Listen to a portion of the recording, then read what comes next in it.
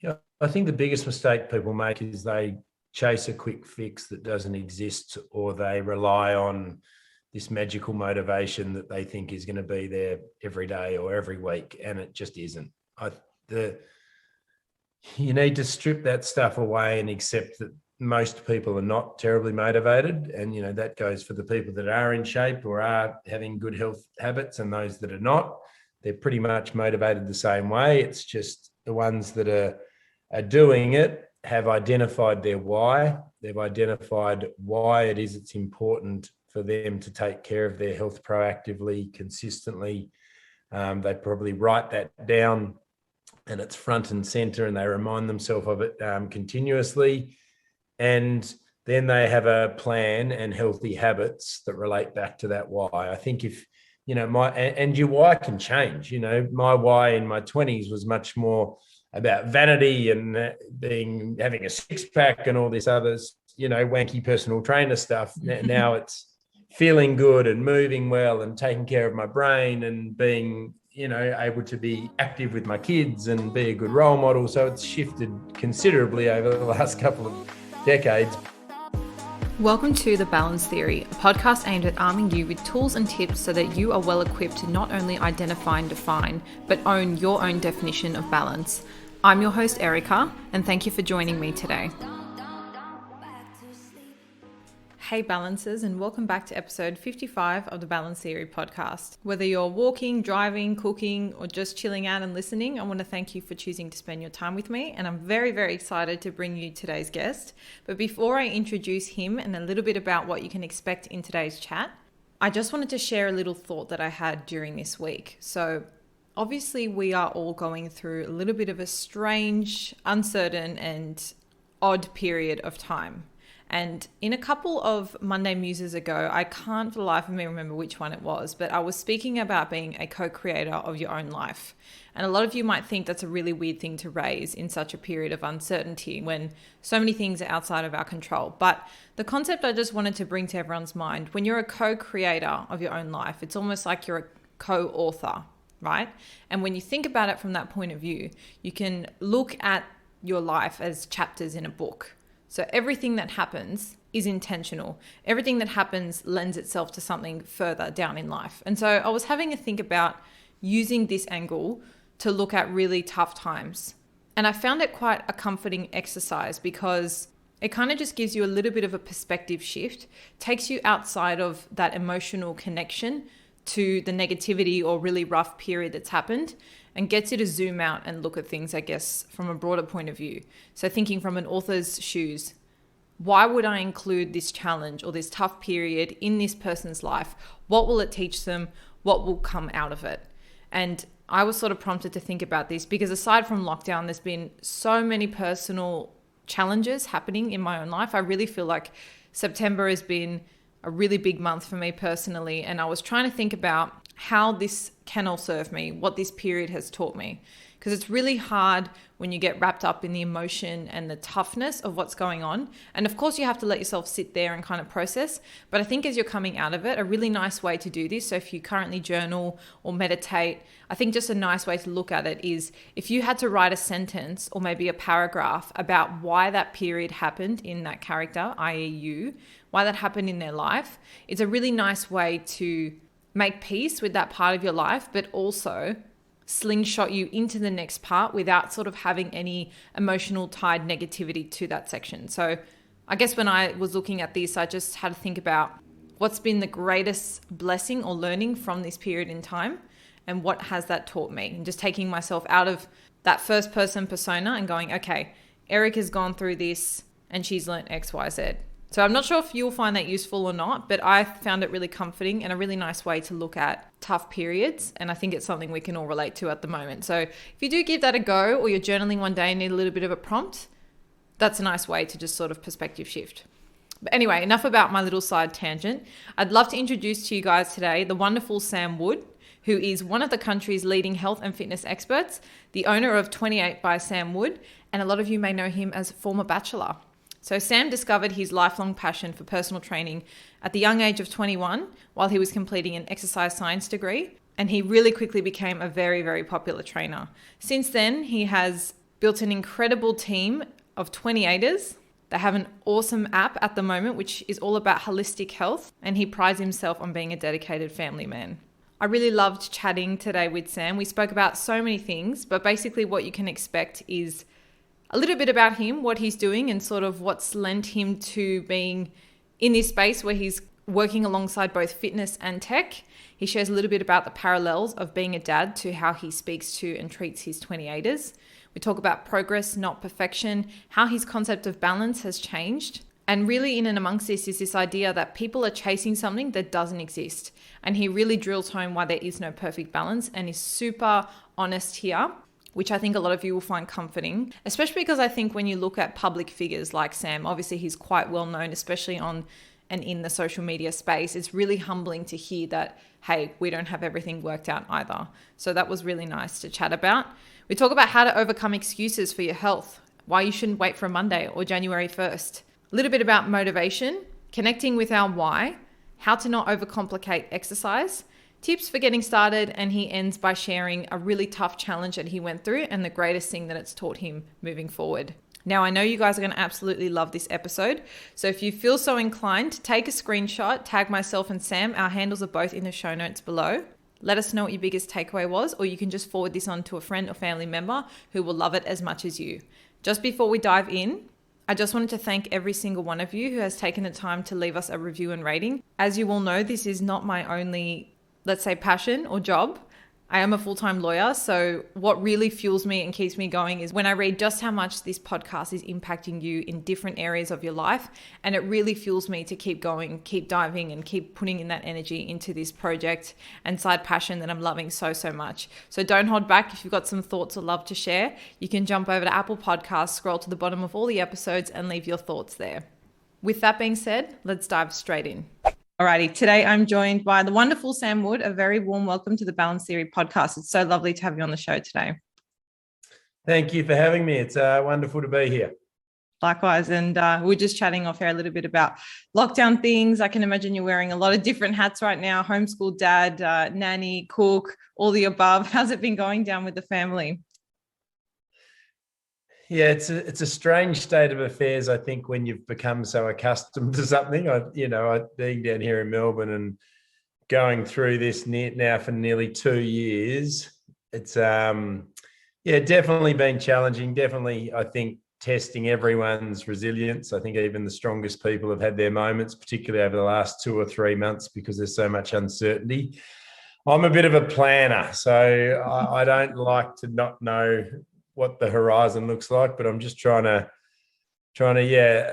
bury myself in getting lots of work done and more importantly, just spending some beautiful quality time with my girls. That there's definitely some silver linings, and trying to look for those and stay positive. And I think it's important that we stay strong and stay positive, because the girls kind of feed off our energy, particularly Evie, our 16-year-old. I think if we keep a good positive outlook, it definitely helps her, because she's at that very sort of influential age.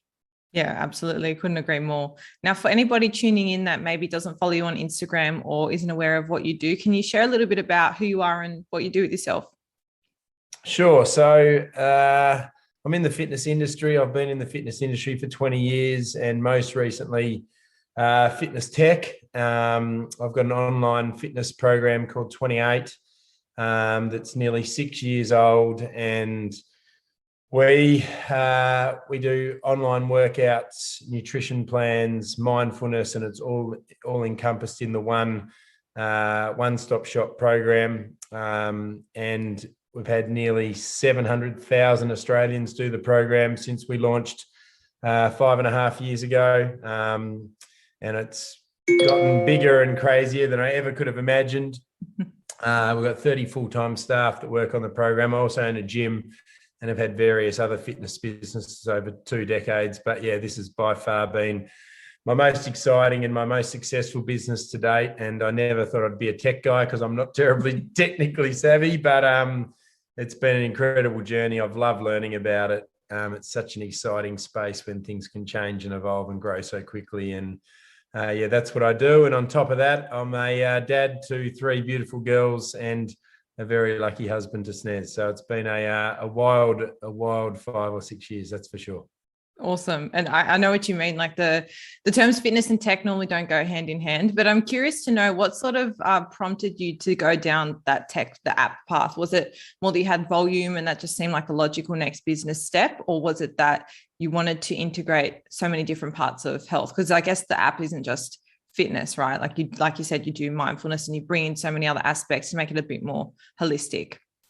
Yeah, it's a good question. It's probably a combination of those things. It was one, understanding there was probably an opportunity as my profile was growing. It was, two, how do I help more people? We were getting, when your social media following grows, you get sort of inundated with lots of people saying, Sam, I know you own a gym and can you send us a program or an eating plan? And so creating a platform that could do that on scale was always something that I'd been intrigued about. Obviously looked at other Australians who'd had big success in that space, and admired them and thought that was something that I would love to do. And yeah, when we launched back on 2016, 1st of Feb, we had 5,000 subscribers in the first 45 days. And it was kind of then that we knew we had something really, really special. But to your point, I've been a personal trainer for 20 years. I've, done 60 appointments a week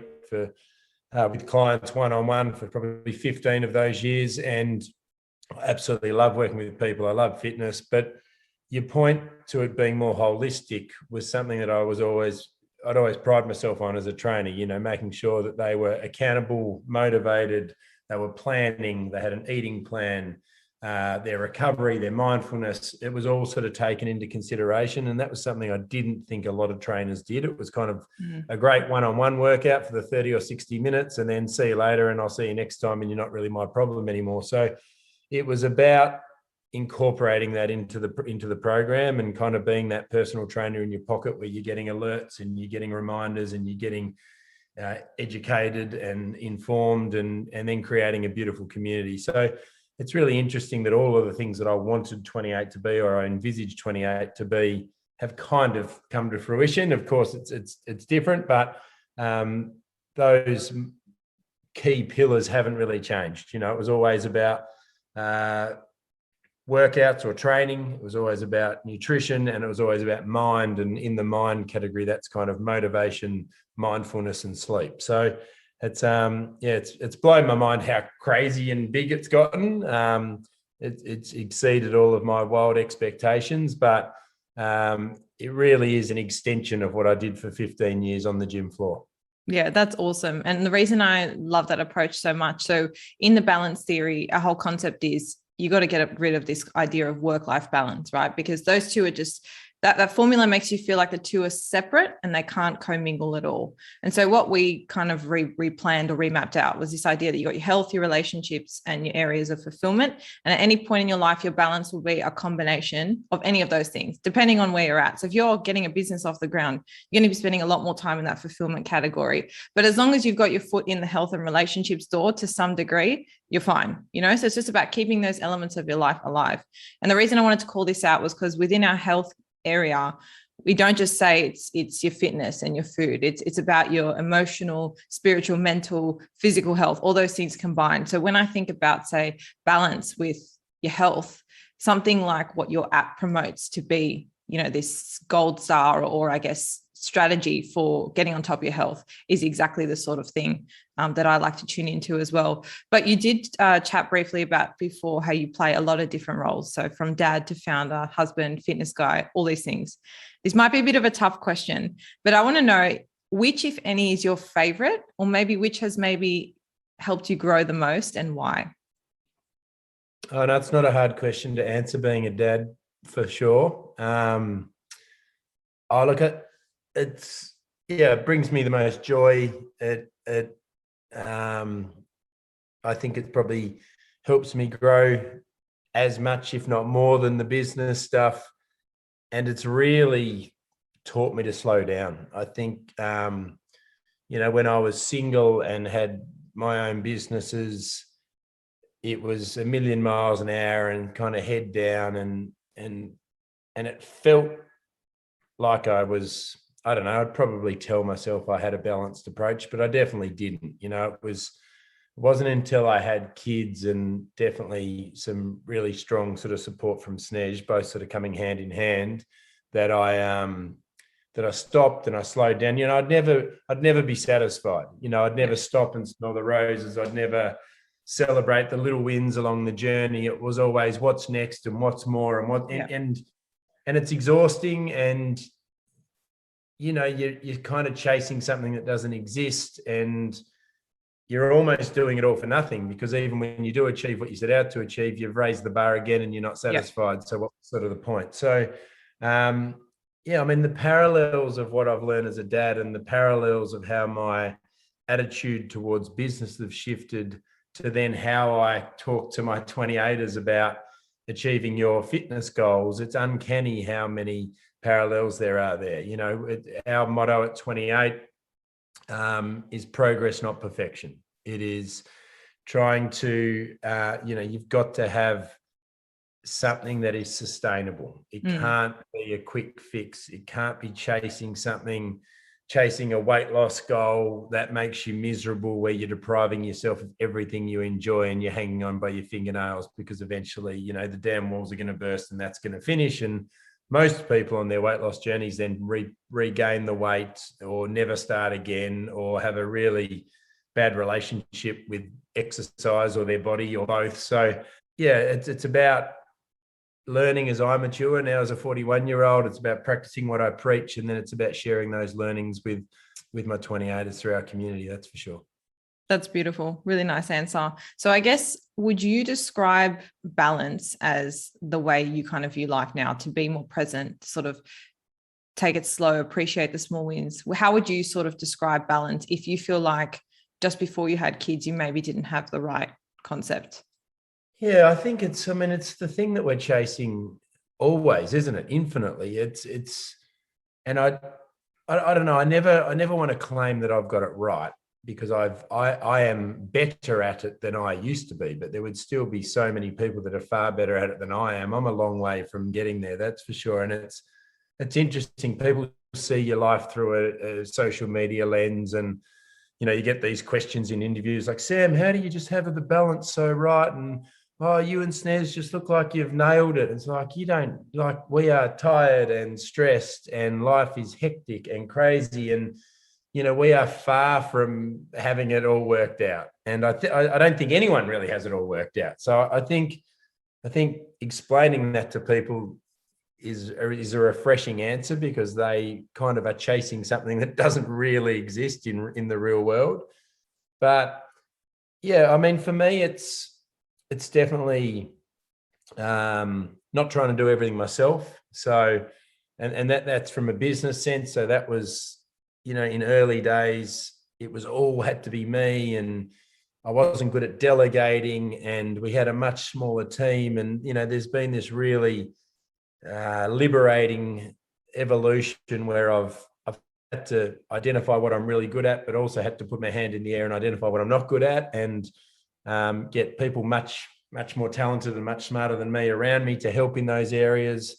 And then from a relationship perspective and a home perspective, do the same. It's all about Snej and I understanding our strengths and our weaknesses and our differences in parenting attitudes and compromise. And, I really don't think I was very good at that from a relationship perspective. I definitely wasn't good at it from a business perspective. And as I said before, I'd never celebrate the win. So I think it's, it comes down a lot to having really wonderful people around you, whether it's the CEO of my business, who's a long-term friend of mine, who is very good at saying, mate, this is a wonderful achievement. We should have a beer and you should be really proud of yourself. Or it's Snez saying, what we've done is amazing, and let's take a look around at this new house that we've just built and enjoy it and just slow down for a second, and it's actually really good to have those people that care about me and know me so well to reground. Reground and be such a positive influence. Yeah, no, I really, really love that answer, because I totally agree that there is no perfect balance, and there's no, I guess, formula you can copy and paste from somebody else's life.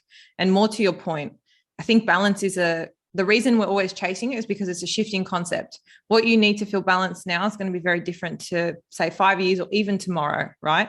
And so what I love getting guests on and hearing their point of view really is to arm other people with tools and tips, so that when we look at balance, right, you have really low days and really high days, and balance is really just a dance between the two. And so if you've got the tools to really help you in those low moments, and then the tools to really appreciate those high moments, to me, that is an essence of balance. You're never going to feel this Zen 24/7, because we're humans, we have emotions, things happen outside of our control, etc. So I think your answer aligns really nicely, I suppose, with everything we do. And I did want to ask you a question, which sort of, I guess, will showcase how you potentially deal with things when they, when you maybe have those low moments. But I pulled a quote from a previous interview you gave, so I'll just read it out to everyone. It goes, "The advice that my dad gave me before going on that TV show was to be yourself, and I'm sure everything will pan out fine. And he was quite right. That was the best thing I've ever done." So my question to you, and I suppose this is also in light of your presence on social media as well, how do you actually stay true to who you are? And in those moments you find that are super difficult, what kind of helps you get through? The best thing has been that I feel, I feel comfortable saying that I have just been myself through this whole crazy TV, social media experience. I was in the fitness industry. I'm now still in the fitness industry. I just help lots more people.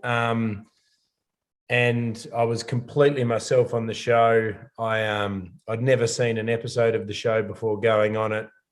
I had no sort of plan or preconceived ideas to what it would be or how I wanted to portray myself. I just kind of rolled with the punches, and that probably could have gone either way, but it worked well. And I think people's bullshit radar is strong, and I think people see it really fast, and you can try and be someone that you're not, but eventually you're not going to be able to maintain that facade, and or people are going to see through it. So I think being comfortable in your, and it's also an acceptance that not everyone's going to like you. There's a lot of people that I'm sure don't like me and think I'm a dickhead. That's okay. I'm okay with that, and I get more comfortable with that every day. And you realize that everyone's different in this world, and you're not going to be everyone's cup of tea. That's totally fine to me.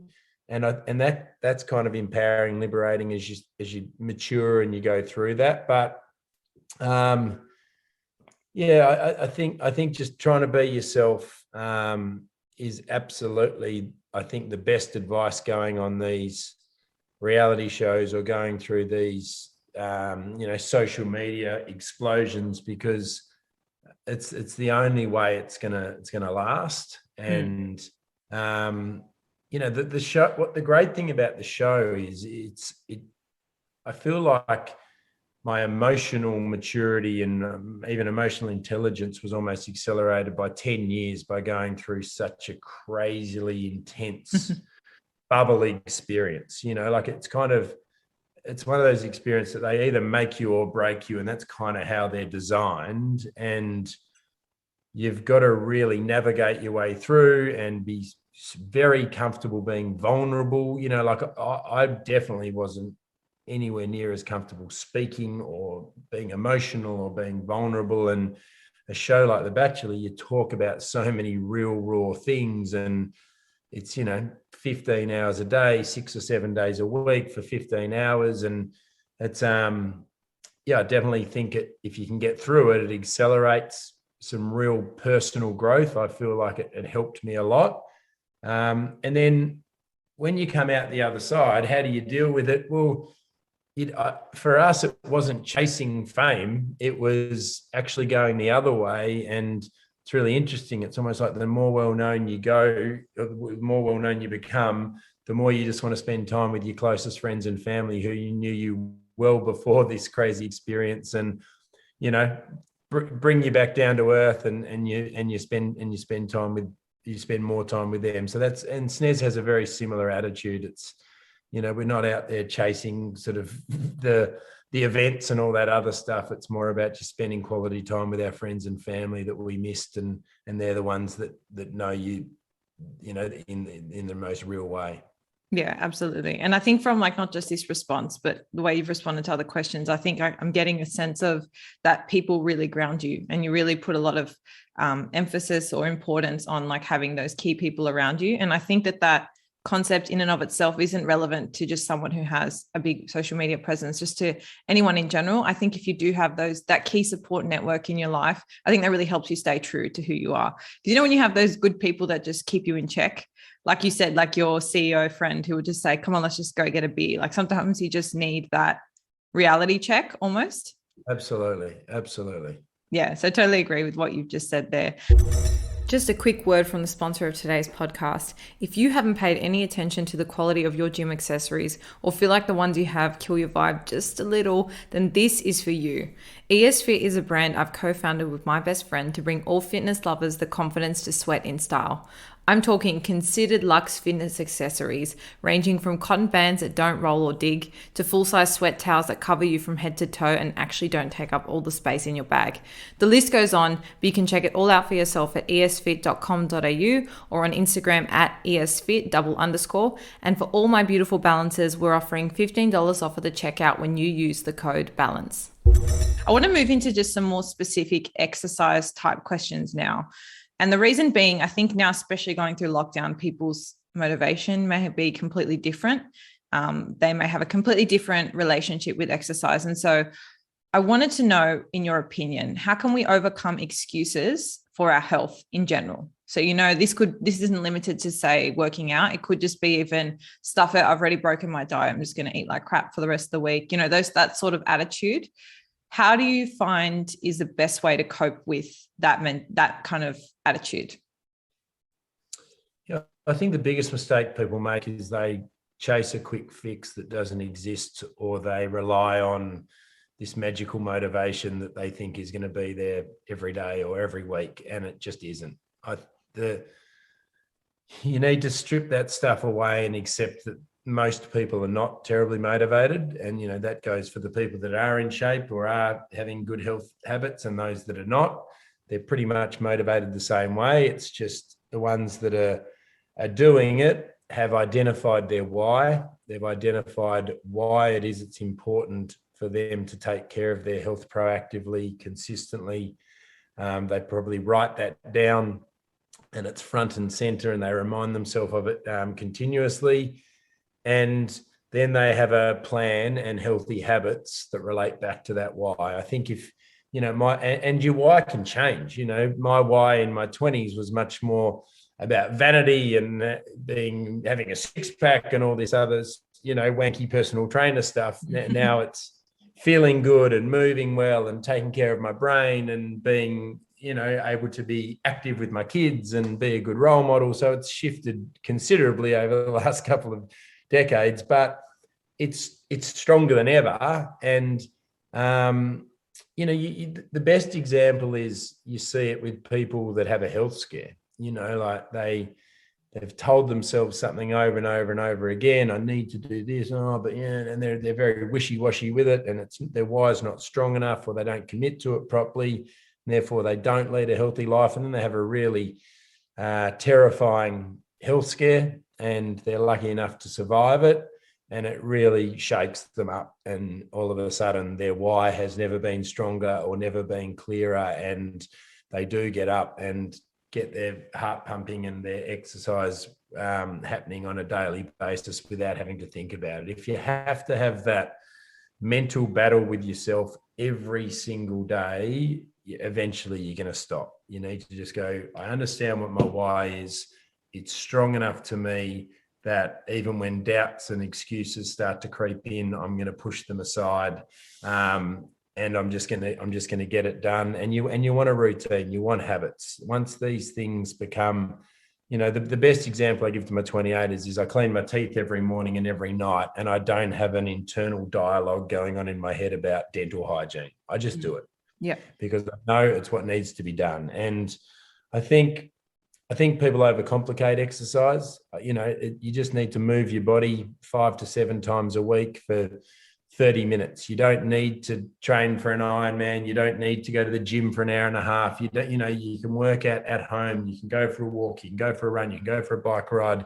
And that's all we need to do, depending on sort of what your goals are and how much time you have and how old you are and what your fitness history is, of course. But just move your body, eat real food, and like you alluded to before, get your head in the right space and your body will follow. I'm a massive believer that it all starts up here.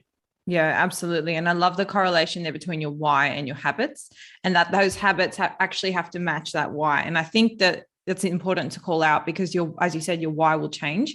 And so I think often we find we've been doing the same things over and over and seeing like no different results. And that could be that your whys change, and therefore those habits need to also change. Like I remember I used to be really into the cold showers in the morning. It was closer in the summer. I was doing ice baths, but I'm really not a cold person, but I could definitely feel the benefits. Come 1-2 years later, I just can't really get myself in the shower. And I mean, I haven't done a deep dive into my why and why that might change. But the simple point here is, be flexible with these things, be flexible with these habits, and kind of don't be scared to try new things. And I know we said before there's no perfect formula, but that doesn't mean you can't try and test what other people are doing and just see what works for you, because I feel like different things click at different points in time, which sort of leads me to ask, what are your kind of habits or daily non-negotiables at this point in time?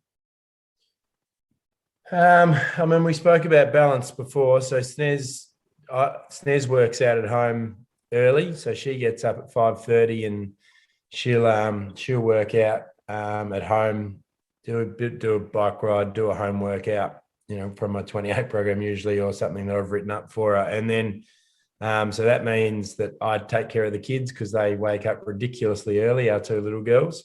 And then from 6:30 or 7 o'clock, I walk the dog. That's like my weird kind of mindfulness practice. I just get some fresh air, get some vitamin D, get out with the dog for an hour, and then I'll do my workout, either at 11 o'clock or lunchtime or something like that. But so for me, it's walking every day and it's doing a workout of some kind every day. But, I'm much more in tune with my body now, like it's about training smarter, not harder. It's about, I'm definitely trying to always get better. I'm not sort of resigned to the fact that this is how I am. I'm a big believer that if nothing changes, nothing changes. And you've got to, there needs to be variety, and you need to mix up intensity, and you need to challenge yourself. But for me, it used to be, all weights and high intensity workouts and sort of running around like a maniac. And now it's more controlled strength work. I do Pilates, I do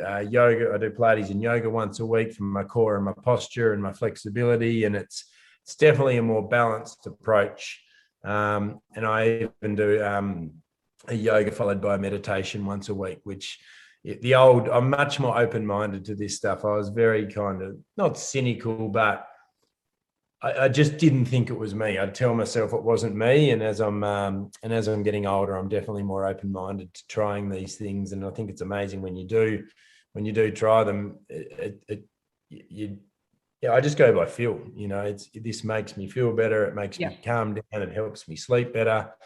I've also I'm lucky enough to have an infrared. Snez and I've got an infrared sauna in the garage, which gets a good working over. It's something that's a fairly new addition, but it's a really nice way to sort of just sit in there and sweat it out and have a bit of a stretch and a bit of a relax. Yeah, beautiful. Well, imagine 25-year-old Sam looking at himself now, meditating and walking the dog.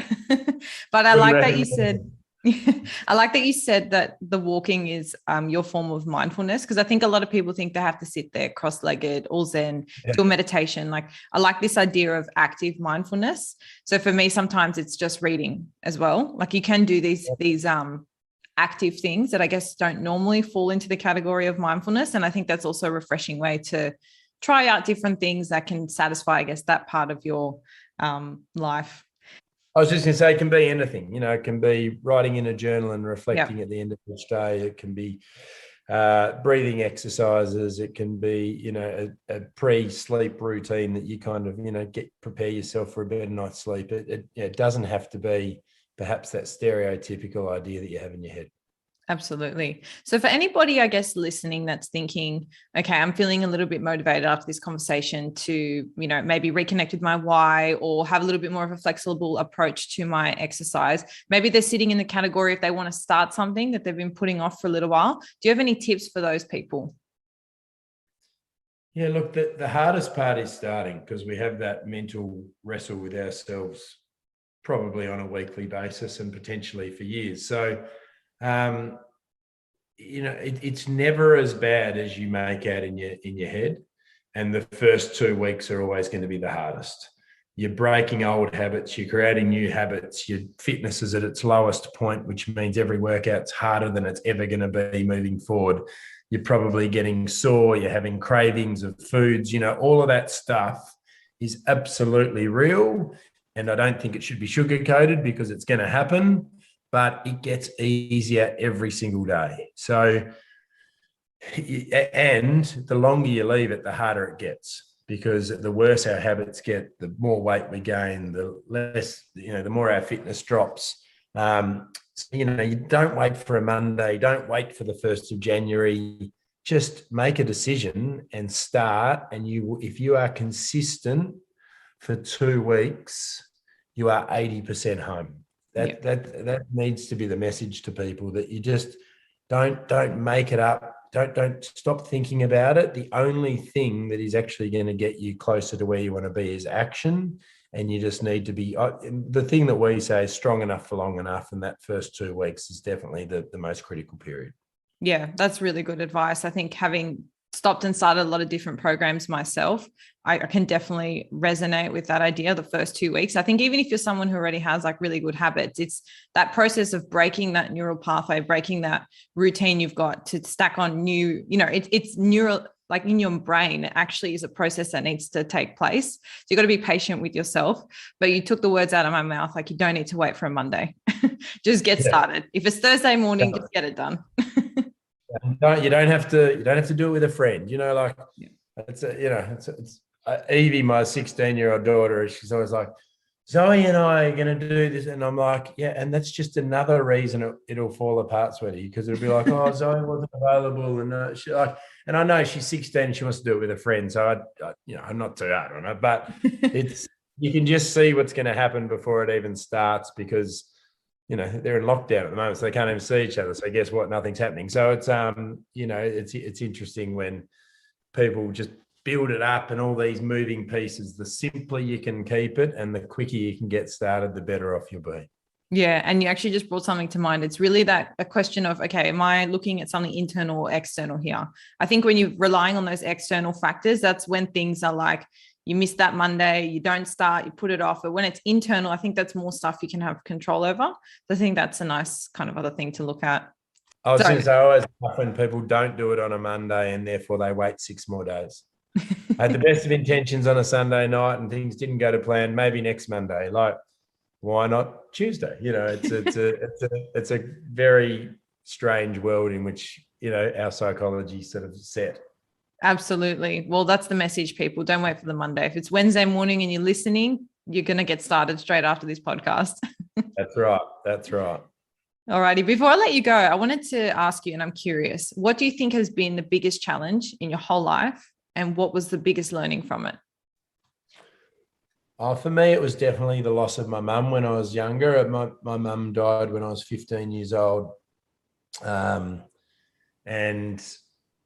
I was oldest of three, or I am the oldest of three, but at that time I had a 13-year-old sister and a 10-year-old brother. And our dad worked heaps. So we loved him, but we didn't see him that much. So we were very much mum's kids, and our whole world got sort of turned upside down and sort of made, it was a really challenging time for our whole family. And it was the saddest time and definitely the most traumatic time in my life. But retrospectively, it definitely helped me grow up. It's amazing how close it's brought me to my dad and my siblings. We were close, but it's brought us, this crazily tight bond.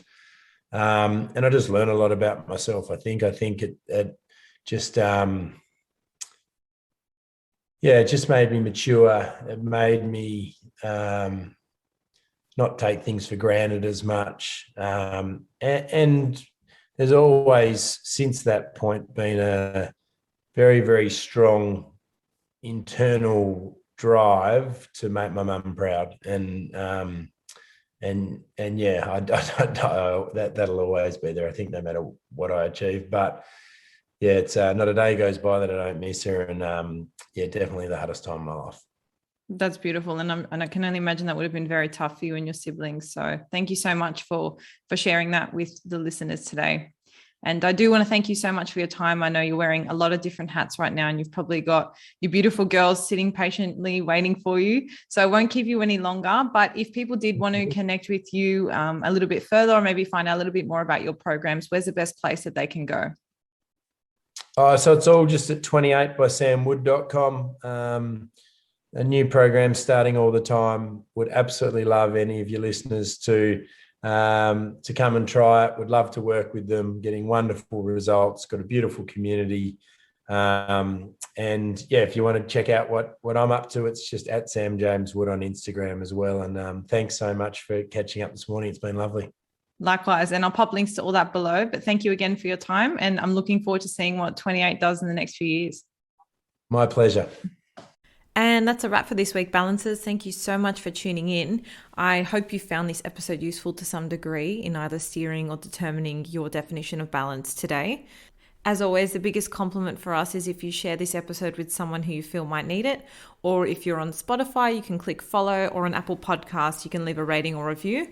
If you have any suggestions for up and coming podcasts, feel free to shoot us a DM or an email. Our Instagram is @thebalancetheory and our email is thebalancetheorypodcast@gmail.com. Otherwise, you've always got the option of subscribing to our mailing list. We only send you email reminders when the episodes drop, so you get them fresh out of the oven. No annoying spam, we promise. I hope you enjoy the rest of your week, and until next time, stay balanced.